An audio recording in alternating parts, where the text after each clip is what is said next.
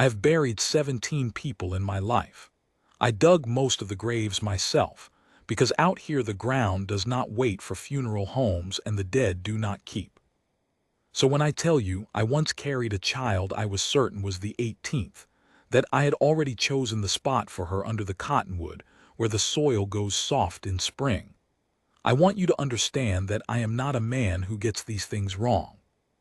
I got that one wrong. This is the story of how I was wrong, and of the man who made me wrong, and of a girl who decided, somewhere in the dark, that she was not finished. I have told it badly at bars and well at funerals. I am going to try to tell it true now, while my hands still remember the weight of her. Stay with me, it gets worse before it gets better. But it does get better, I promise you that much, and I am not a man who promises. The first thing was the dog. Not the girl, the dog. People always think the story starts with the girl, because that's the part worth telling. But the truth is the girl would have died face down in a frozen irrigation ditch 11 miles from any human being if a half-starved blue heeler hadn't planted himself in the middle of the county road at 4 in the morning and refused to move for my truck. I nearly hit him. I want that on the record. I was coming back from the Henderson place where a heifer had decided to calve at the worst possible hour in the worst possible weather, and I was tired in the way that makes your eyes lie to you, and the headlights caught 2 coins of green where the road should have been empty. I stood on the brake. The truck slid sideways on the ice and stopped with the grill maybe a foot from him, and he just looked at me. Didn't flinch. Didn't run. I rolled the window down and the cold came in like a slap. "Get," I said. "Go on, get." He turned and trotted 4 paces off the road, into the dead grass along the ditch, and then he stopped and looked back at me. And here is where you'll have to take my word about a thing I can't explain. I knew. The way you know a storm before the sky tells you. The way you know which cow is going to be trouble before she's done anything. That dog wasn't asking me to leave him alone. He was asking me to follow. My name is Wendell Boyd. People call me Boyd, or they call me Old, or they call me both, and all 3 are accurate. I have run cattle on the high plains for 51 years, the last 19 of them on a leased section of the Cross Anchor outfit, and I keep a small green ledger in my breast pocket in which I write down every animal born and every animal lost, and the weather, and sometimes a thing a man said to me that I want to keep. My wife used to tease me about that ledger. She said I'd write down the day I died if I could find a pencil after. She's been gone 6 years. I still write in it. Some habits are just grief wearing work clothes. I got out of the truck. The cold out there at 4 in the morning in late March is a specific kind of cold, the kind that has teeth, that gets into the fillings in your back molars and aches there. I left the engine running and the headlights on, and I followed the dog down the bank of the ditch, my boots breaking through a skin of ice into mud underneath, and I was already composing the angry thing I'd say to this animal when it turned out he'd led me to a dead deer or a sack of garbage some fool had thrown from a window. Then I saw the boot. A child's boot, pink rubber, the kind with a cartoon on the side, sticking up out of the ditch water at an angle that no boot stays at on its own, and then the leg in it, and then the rest. I have been calm in emergencies my whole life. It is the one thing I am genuinely good at, calmer the worse it gets, and I have never understood why some men go to pieces and others go to ice, but I go to ice, and I went to ice then.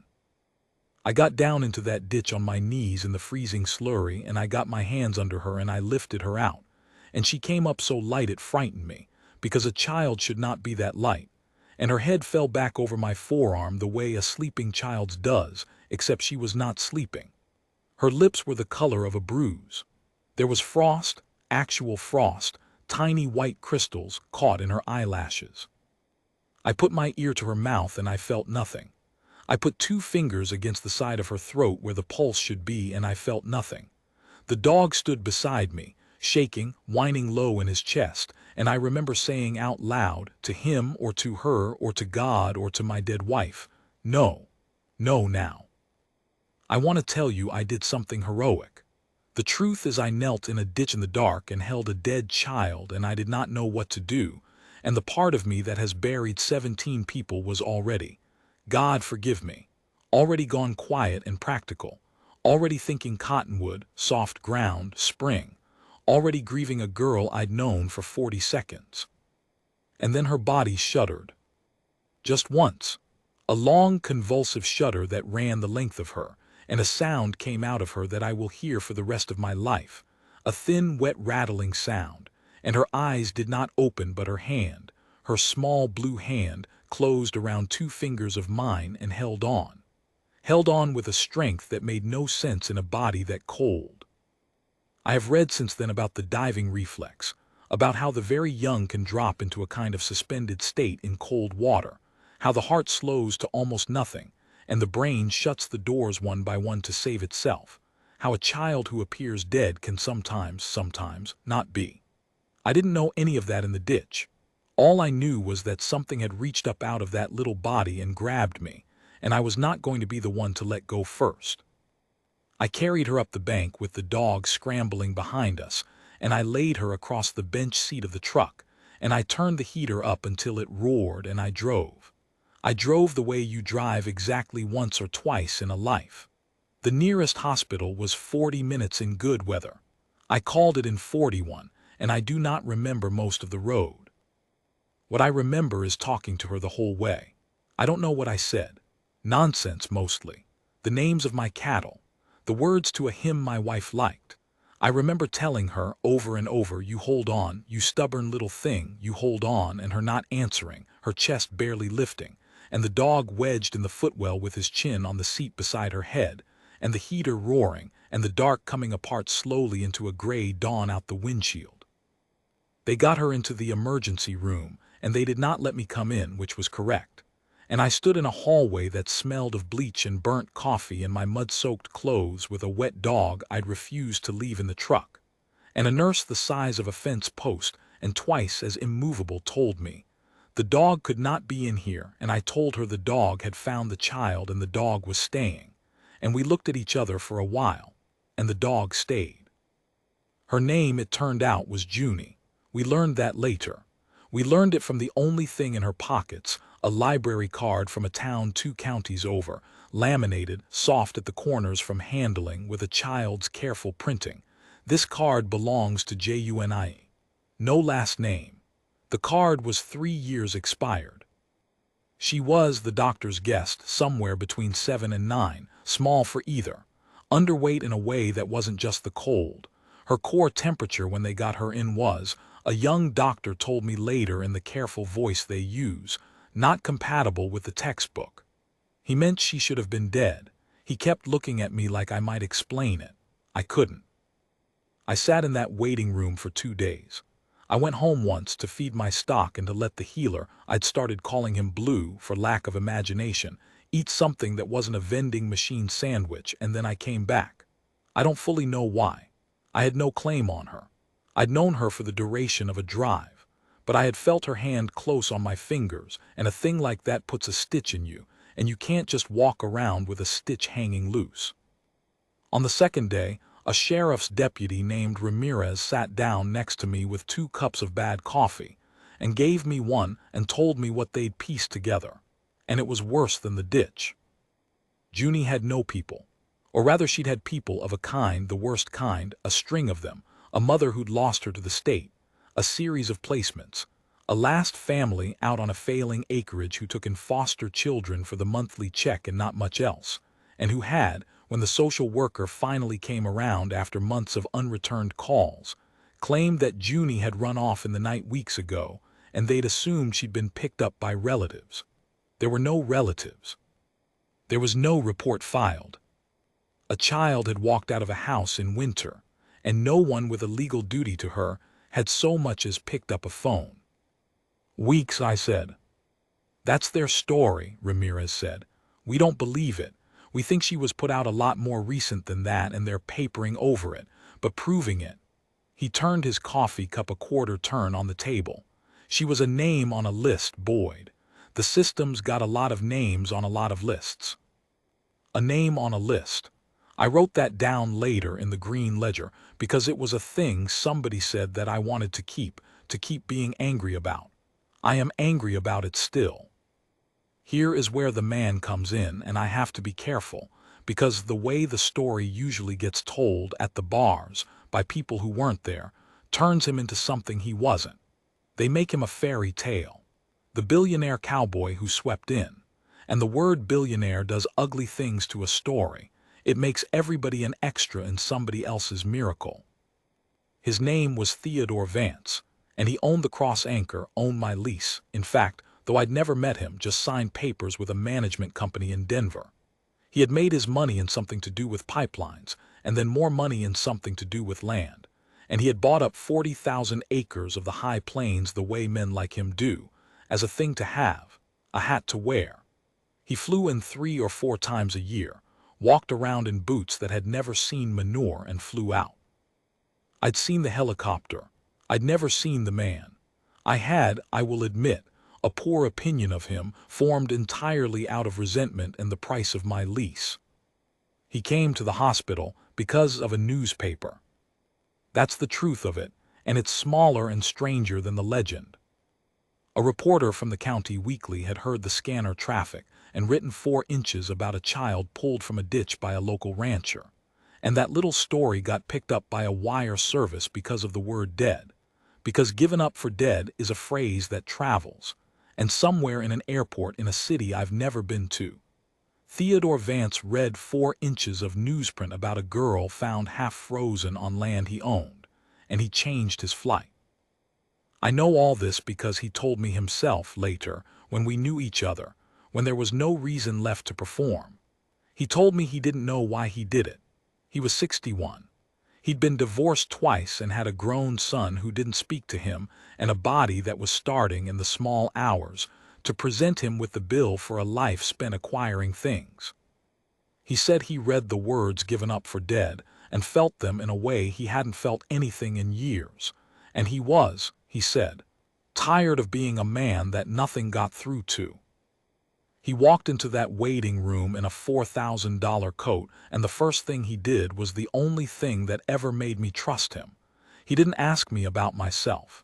He didn't make a speech. He looked at the door of the room where they had Junie, and he asked, very quietly, like he was afraid of the answer, "Is she awake?" She wasn't, not yet. She was breathing on her own by then, which the doctors called a small miracle, and I called Junie, but she hadn't surfaced. They said it could be hours. They said it could be never. They said the cold does things to a brain, and they wouldn't know what until she woke, if she woke.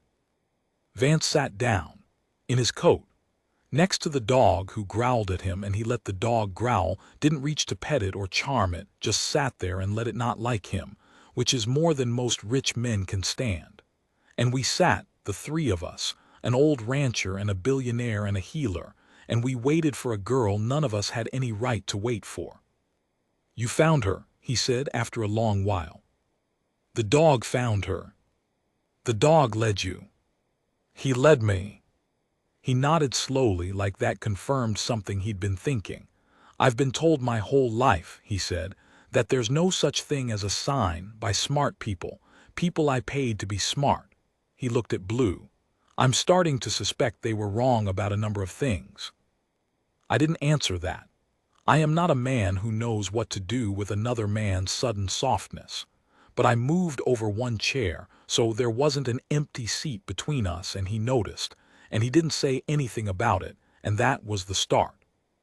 She woke on the 3rd day, a little after noon, while I was down in the cafeteria, and Vance was the only one in the room.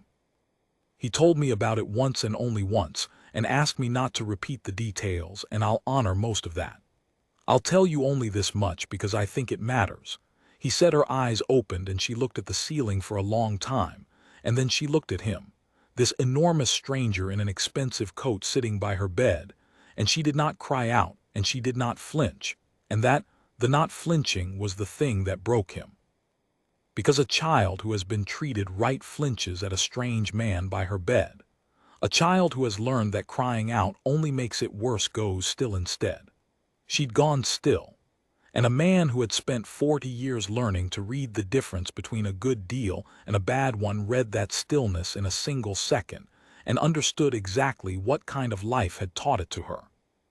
He said her first words, croaked, barely sound at all, were not "where am I" and not "who are you." Her first words were, "Is the dog okay?" She'd seen Blue, out in the cold in the ditch. Before she went under, she'd thought about the dog. That was the first thing her mind reached for when it climbed back up out of the dark. Not herself, not her fear, but whether some half-starved stray that had been following her was all right. Vance, who I would later watch close a land deal worth more than my whole life without his pulse changing, told me he had to leave the room so she wouldn't see his face.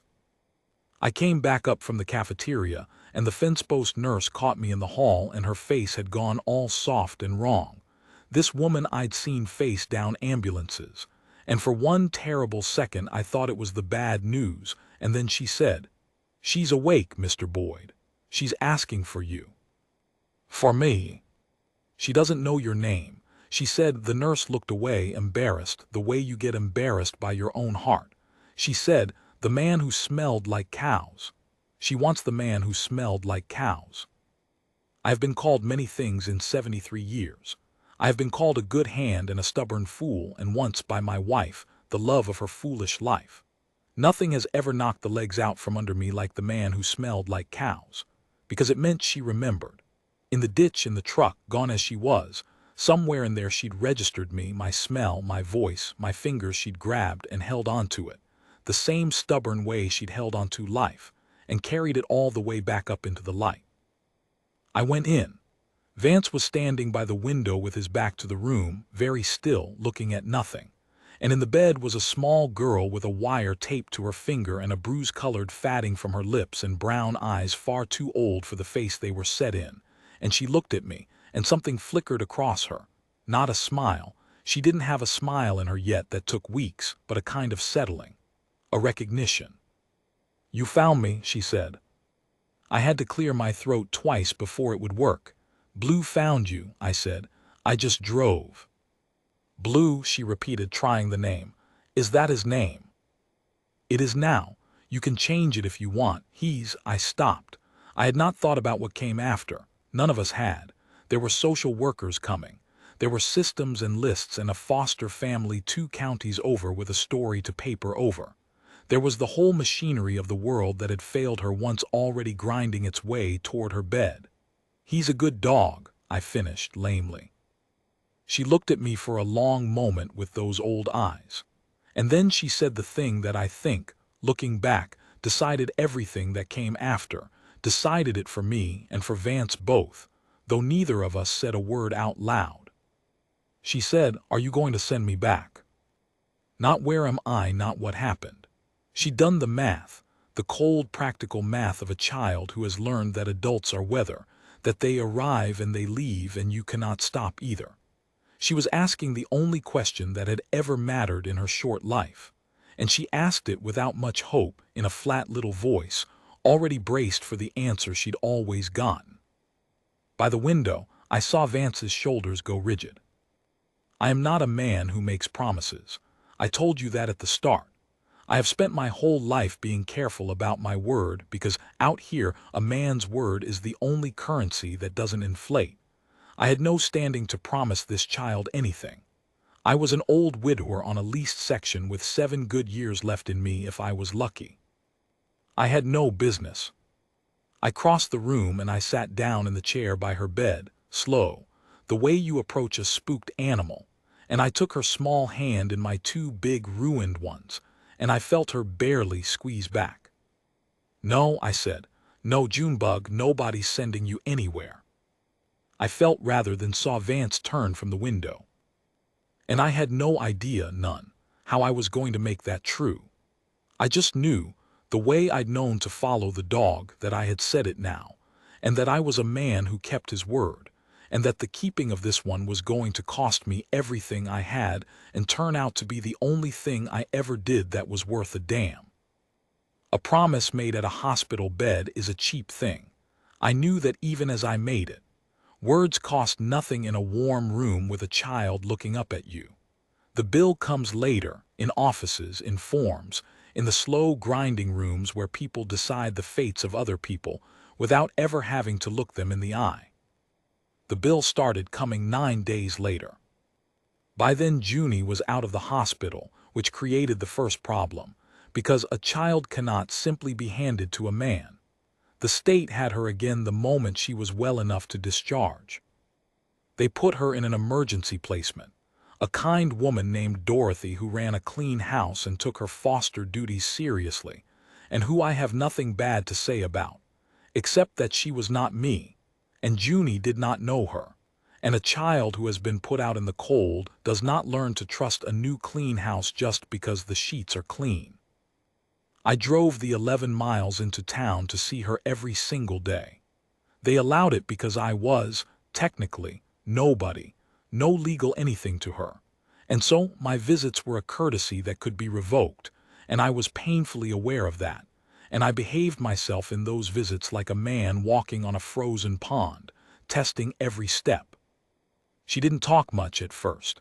That was the thing nobody warns you about. In the movies, the rescued child opens like a flower. The real child, the one who has learned what people are, opens like a fist, slowly, one finger at a time, and snaps shut again at the first loud noise. There were whole visits where we just sat. I'd brought Blue along.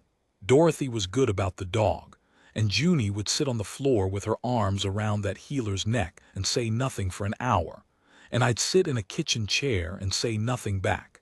And that hour of shared nothing turned out to be worth more than any words I could have found. I learned things about her sideways, the way you learn anything that matters. I learned she could not sleep with a door closed, had to have it open, a strip of light. I learned she ate fast and quiet and watchful, an arm curved around her plate, the way a dog eats who has had food taken from it. I learned she flinched when a man raised his voice anywhere in the building, even cheerfully, even on a television. I wrote these things down in the green ledger, not to keep being angry this time, but to learn her, the way I'd learned every animal I ever cared for, what spooks them, what settles them, where the old wounds are. I did not write down the worst of what I guessed, some things you don't put in ink. Vance, meanwhile, went to war in his own way, which was the way of money, and I want to be honest about how I felt watching it, because it's complicated and I don't believe in tidying up complicated things.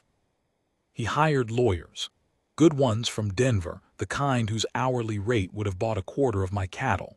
He did it without asking me, and the first I knew of it was a call from a woman with a crisp voice telling me that Mr. Vance's counsel would like a statement from me about the night of the rescue. And I felt, I'll admit, a flash of the old resentment. Here he comes, the man with the helicopter, buying his way into a thing that I had carried out of a ditch with my own 2 hands. As if a child were a property line to be settled. I called him. I'd gotten his cell number by then. I said, "What are you doing, Vance?" He was quiet a moment, trying to help. "You're trying to buy her." The line went silent so long I thought I'd lost him. When he came back his voice was different. Lower. "Boyd," he said, "do you have any idea what it costs to fight the state of Colorado for custody of a child you have no biological relation to? Do you know the odds? They are bad. They are very bad. The system is built, and I mean this precisely, it is built to keep a child like Junie inside it, moving from list to list, because that's what the funding follows and that's what the liability structure rewards. A judge is going to look at a 73-year-old widower on a lease section and a twice-divorced rich man who reads about her in a newspaper, and the judge is going to be right to be skeptical of both of us. He took a breath. So yes, I am spending money.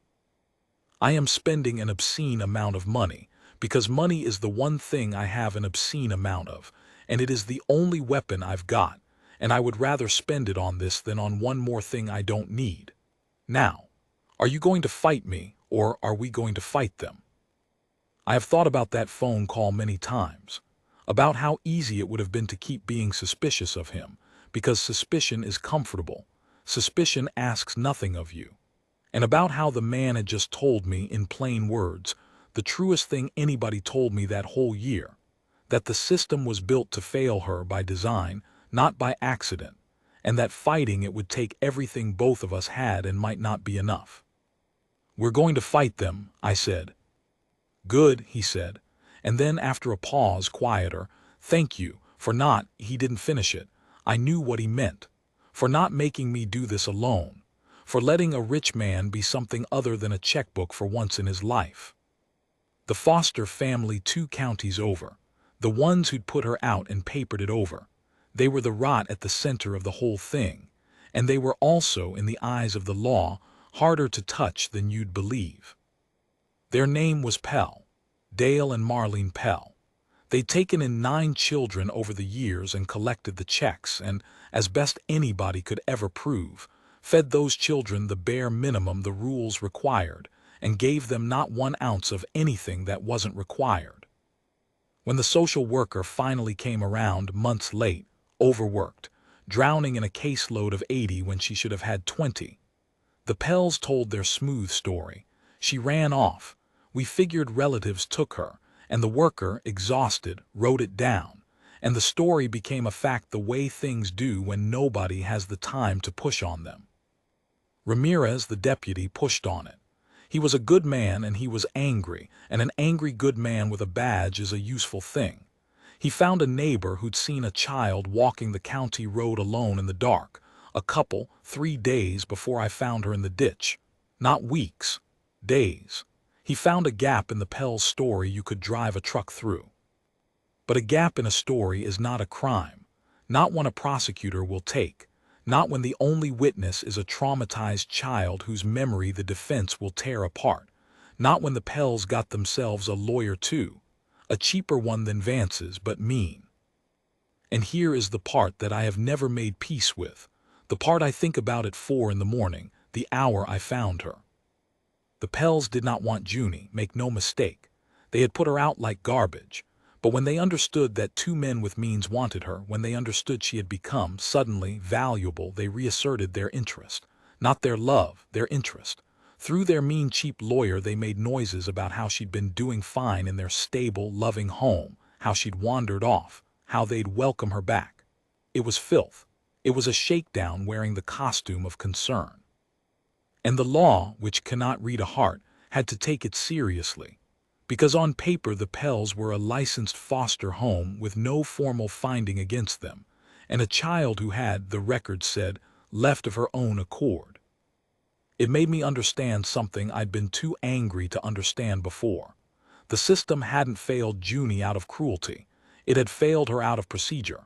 Cruelty you can fight. Procedure just sits there, enormous and patient, made of forms and grinds, and does not even know your name. Junie started to come up out of herself in the 3rd week, slow, by inches. It started, like everything in this story, with the dog. Blue had taken to riding in my truck to every visit, and Junie had taken to waiting at Dorothy's front window for the truck to appear. And one afternoon I pulled up and saw her at the glass, and she did a thing she had never done. She lifted her hand. Not a wave exactly. Just lifted it. Fingers spread against the window at the dog, I told myself. She's greeting the dog, and Blue saw her and his whole back end started going. And when I let him out, he hit the front door before I was halfway up the walk. And through the screen I heard it, the sound I'd thought, in the hospital, she didn't have in her yet. She laughed. It was a small sound and a rusty one, like a hinge that hasn't moved in years. And it stopped almost as soon as it started, like she'd surprised herself and didn't trust it. But I heard it. I stood on Dorothy's walk in the cold with my hat in my hand like a fool, and I heard an orphan child laugh at a dog, and I had to take a minute out there before I could go in. I'm not ashamed to tell you that. That night I wrote 1 line in the ledger, just, she laughed. Blue. And then I sat for a while with the pencil, and then I added, because it was true and because my wife would have wanted me to admit it, I think I'd die for this child. I don't know when that happened. The setbacks came too. I'd be lying by leaving them out, and you'd be right not to trust the story. There was the night she had a terror in her sleep at Dorothy's and woke the whole house screaming a name none of us knew, a man's name, and would not be comforted, and clawed at Dorothy when she tried to hold her. And finally went still and silent in a corner with her arms over her head, that learned stillness, the worst thing in the world to watch. Dorothy called me at 2 in the morning and I drove in and Junie wouldn't have me either, wouldn't have anyone. And the only thing that reached her in the end was Blue, who I'd brought, who simply lay down on the floor beside her corner and put his chin on his paws and breathed, until somewhere toward dawn, she uncurled enough to put one hand on his side and slept. There was the visit where she asked me out of nowhere in that flat voice, "Why do you come?" And I didn't have a good answer because the true answer, because I held your hand in a ditch and something stitched us together, was too big to say to a child braced for disappointment. So I said, "Because I like your company." And she looked at me with those old eyes and said, "People stop." 2 words, people stop. A whole biography in 2 words. And I said, "I'm too stubborn to stop. Ask anybody." And she didn't smile, but she didn't look away either, and that was something. And there was the hearing, the first one, where I sat in a courtroom in my one good shirt next to Theodore Vance in his terrible expensive coat, the 2 of us looking, I'm sure, like exactly the mismatched pair of unlikely fathers the judge was right to squint at. And we listened to the Pell's lawyer describe a loving home, and listened to our own lawyers describe procedure and best interests, and listened to the great patient machine clear its throat. And the judge, a tired woman named Reyes who I came to respect, looked at all of us over her glasses and said the thing that nearly finished me. She said the standard was the best interest of the child, and that the court was not in the business of awarding children to whoever could mount the most expensive case. And she looked, when she said it, right at Vance, and I felt him go still beside me. She continued the matter, ordered evaluations, ordered a guardian ad litem, ordered in the meantime that Junie remain in state placement. Months, the lawyer said afterward in the parking lot in the cold. This would take months, maybe longer. And every month was a month a child spent in limbo, learning all over again that adults arrive and leave, that nothing holds. The heavy decision, the one the whole thing turned on, came in Vance's truck, of all places. A real truck, finally. He'd bought a beat-up work truck somewhere in those weeks, traded the rental sedan for it. And I never asked why, but I think it was so he'd stop feeling like a tourist in his own crusade. We were driving back from the lawyer's office, and he was quiet in a way I'd learned to read as trouble. "They told me something today," he said. "Off the record, the lawyers." "Go on." "The fastest way through this, the surest way, is for one of us to pursue it, not both. A court looks at a single committed party and sees stability. It looks at 2 men, no relation to the child, no relation to each other, and it sees complication, risk, a thing that could fall apart. 2 is worse than 1. They were very clear." He kept his eyes on the road. "One of us has the best shot, and it isn't me." I didn't say anything. I'd known this was coming, somewhere underneath. I'd known it since the judge looked at his coat. "It's you, Boyd," he said. "You're the one who pulled her out. You're the one she asks for. You're the one with no money and no agenda that a court can be suspicious of. His jaw worked. You're the clean story, I'm the complication. The smartest move I can make, the only smart move, is to step back, fund it from the shadows, disappear from the paperwork, and let her be yours." We drove a mile in silence. The planes went by, brown and enormous, the way they do. "And what do you get?" I said finally. He laughed, but there was nothing in it. "Nothing, that's the point, that's the whole." He stopped, started again. "I spent 40 years getting things, Boyd. I've never once stepped back from a thing I wanted so somebody else could have it, not once. I didn't think I had it in me." He pulled the truck over onto the shoulder, killed the engine, sat with his hands on the wheel. "I want her. I didn't know I could want anything that wasn't for sale. And the kindest thing I can do for her is to want her quietly, where she'll never know, and let her grow up calling you the thing I'll never get to be. I have known that man now for years, and I have never seen him as naked as he was in that truck on the shoulder of that road. A billionaire who had just figured out that the most loving thing he could do was make himself invisible. That the price of the child's happiness was his own erasure from her story, and he was going to pay it. I watched him decide to pay it.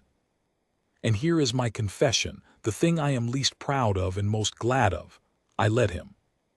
I could have argued. I could have said we'll find a way, both of us, surely. I could have refused to be the clean story while he became the ghost. But I thought of Junie at the window, of the months stretching out, of every month a wound, and I made the cold, practical calculation I have always been good at and have always hated myself for being good at. The fastest way home for her was through me, so I would take it. And I would let this man hollow himself out for a child who would grow up never knowing his name, and I would carry the knowing of it for both of us. All right, I said. That was all right. The biggest thing I ever agreed to, and I said it like I was agreeing to buy a load of hay. He nodded. He didn't look at me. After a while he started the truck. And as we pulled back onto the road, he said one more thing, very low, almost to himself, and I wrote it in the ledger that night, and I have never shown it to anyone until now. Make sure she knows it was the dog that found her. Not me, never me, let her have the dog. I had told Junie nobody's sending you anywhere in March, with frost on her eyelashes, and it was October before a court made that true, and in between lay 7 months that aged me more than the 7 years before them. I want to be honest that the waiting was its own country. You think the hard part is the rescue, the ditch, the drama of it. The hard part is the Tuesdays. The hard part is driving 11 miles in the rain to a clean house to sit with a child for 90 supervised minutes, and then driving 11 miles home alone, every week, while a machine made of forms decides whether she gets to be yours, and you can't make it go faster, and you can't make it go right. You can only keep showing up, because showing up is the only vote you're allowed to cast. I cast it, every week. I missed exactly one visit in 7 months when a spring storm dropped 4 calves at once and a fence in the bargain, and I called Dorothy near tears me, a man who does not get near tears, and Dorothy held the phone up to Junie's ear so I could tell her myself I wasn't coming, that it was the cows, that I'd be there tomorrow, and there was a long silence, and then Junie said, in a voice I'd never heard from her, almost stern, "You promise." Not asking, telling. You promise. And I understood she was testing the whole architecture of trust on that one Tuesday, finding out if a missed visit meant the same thing every other broken promise in her life had meant. And I said, I promise, Junebug, cows tonight, you tomorrow. And I was there at 9 the next morning, and she was at the window, and she did not say a word about it, which is how I knew the test had been passed. Vance kept his word too. The terrible word he'd given on the shoulder of the road. He vanished from the paperwork. The Denver lawyers became, on the record my lawyers, retained by an anonymous benefactor through a foundation with a name like a law firm, and there was nothing illegal in it and nothing a court could object to. And Judge Reyes, who was nobody's fool, surely suspected money behind the old rancher. But money kept at a polite, invisible distance is a different animal in a courtroom than money sitting in an expensive coat in the second row. He'd been right about that. He was right about most things. It was the curse of him. But he didn't disappear from us. That was the part the arrangement couldn't reach. On the days I wasn't allowed to bring anyone, he couldn't come. But on the open days, the picnic days they granted us as the case warmed toward resolution, he'd be there in his beat-up work truck, and Junie knew him as Mr. Vance, my friend Boyd's friend. A big quiet man who was good at skipping stones and who never, not once, raised his voice, and who she did not flinch from, which I watched him notice every single time, and treasure, and never mention. She never knew. To this day, as far as I know, she has never known. He saw to that with the same ferocity other men spend on getting. He gave her everything and arranged for her to believe it came from somewhere else, from me, from the dog, from luck, from anywhere but him. And I have come to believe that this hidden, self-erasing, lifelong giving was the only entirely clean thing that man ever did, and that he knew it, and that it was enough for him. A man can be saved by one clean thing. I've seen it. The Pells folded in September, and not because anyone's heart changed.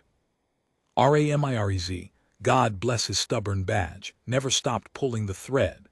He found a second former foster child of theirs, grown now, 19, who came forward, terrified, brave, and told a worker about that house, about the cold of it, the calculated minimums, the way the Pells ran the numbers on children. It still wasn't a crime anyone would charge.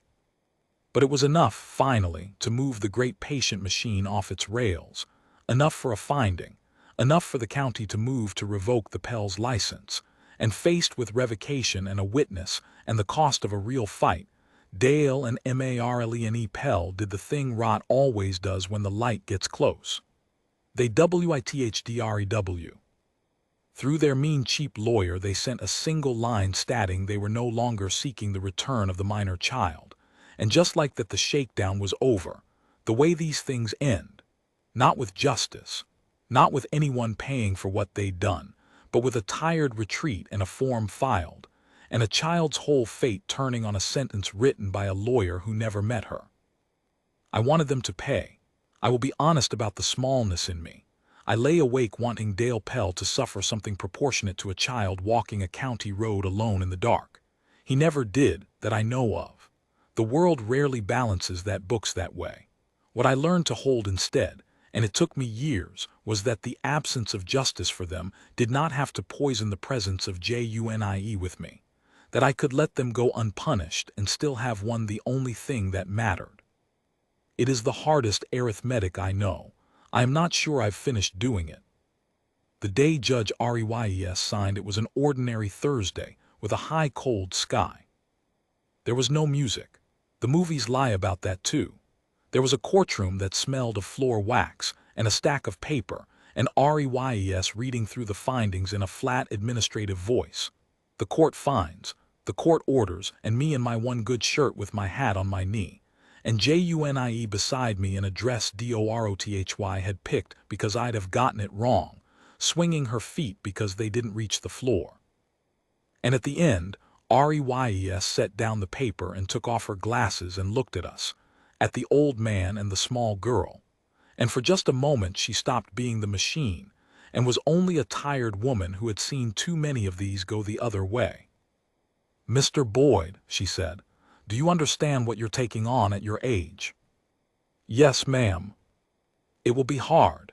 You'll be, forgive me, you'll be an old man at her high school graduation. You may not see her grown." "No, ma'am, I may not." I had thought about this every night for 7 months. I had done the arithmetic of my own remaining years against the years of a child, and it had come out short, and I had decided to spend it anyway. "But she'll be grown right," I said, "however much of it I get, and she'll have people after me. I've seen to that." I did not look at the second row, where a big quiet man sat very still. "She won't be a name on a list again, Your Honor. Not ever. That much I can promise, and I'm a man that keeps his word." Reyes looked at me a long moment. Then she put her glasses back on and picked up the pen and signed, and it was done. And a child who had been given up for dead in a frozen ditch belonged, in the eyes of the law and of God and of one stubborn old man, to somebody at last. JUNIE didn't understand all of it. She was 8, we'd settled on, for the birthday we gave her since no one knew the real one. But she understood enough. In the parking lot in the cold, bright air, she stopped walking and looked up at me and said, "So it's real now. I'm staying." "It's real," I said. "You're staying." She thought about that. You could see her testing it against everything she knew, the whole brutal education of her short life, looking for the catch the way she always looked for the catch. And then, and this is the moment I'd trade most of my life to keep, she didn't find one. For the first time she looked and didn't find the catch. Her face did a thing I'd never seen it do. It opened. All the way. The fist became a hand. She didn't hug me. She wasn't there yet. That came later, came slow, the way everything good with her came slow. What she did was reach up and take 2 of my fingers in her hand, the same 2 she'd grabbed in the ditch, and hold on. And we walked to the truck like that, an old man and a girl, fingers linked, the dog already standing in the truck bed with his whole back end going, and Vance's beat-up truck pulling out quiet behind us to follow us home to a supper he'd never let her know he'd paid for. That was a long time ago now. I'm going to leave most of the after alone, because the after belongs to her and not to a story, and because I've learned that the kindest thing you can do with a happy ending is not to handle it too much. But I'll tell you a few things because you stayed with me, and I promised it would get better, and I keep my word. She kept the dog's name. Blue lived 9 more years, which is a long time for a working dog, longer than the vet thought he had. And I have a private theory about why he held on so long and what he held on for, and I won't embarrass myself by saying it out loud. He died in his sleep on the porch in the sun with Juniequote's hand on his side, the same hand, and she was 13 by then, and she cried the way she'd never let herself cry as a small child, openly, loudly, safely, and I held her while she did it, and I thought, that's the wealth right there. That a child can cry out loud. That's the whole fortune. She still sleeps with the door open. Some things the cold puts in you don't come out, but she sleeps. Vance, I'll tell you about Vance, because he'd hate it and he's earned the embarrassment. He never married again, never reconciled with the son, never got the thing men like him are supposed to want.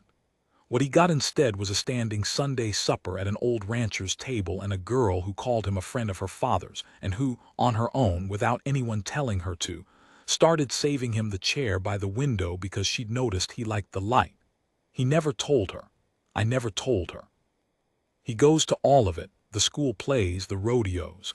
The graduation he sat through in the back row with his terrible expensive coat folded over his knees. And he watches her be somebody's daughter, somebody else's daughter, the most loved girl in 3 counties, and he claps. And afterward he tells her your dad's real proud of you, and points at me, always at me. And then he gets in his beat-up truck and drives back to 40,000 empty acres alone. I asked him once if it was enough. The hidden version of it. He looked at me for a long while and he said, Boyd, I had everything money could touch and it never once got through. This gets through. And that was all the answer either of us needed. I'm an old man now. Reys was right. I may not see all of it. There's a thing the doctor told me last spring that I haven't written in the ledger yet because writing it makes it true and I'm not ready. But I've seen to it that she won't be alone.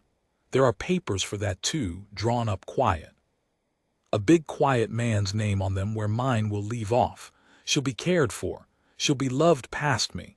I've made sure. She's 17 now.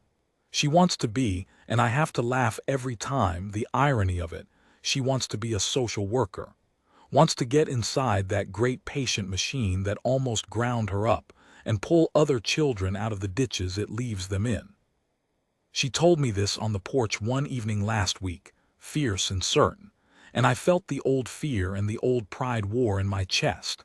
And I thought about all the cold Tuesdays it took to get her here, and the dog, and the man who erased himself, and the judge who signed, and the deputy who pulled the thread, and all of it, so that a girl somebody threw away could grow up to go back for the others. I keep the green ledger still. The last full page is mostly her. She laughed. She slept the whole night. She read to the dog. She said the word home without testing it first. Small entries.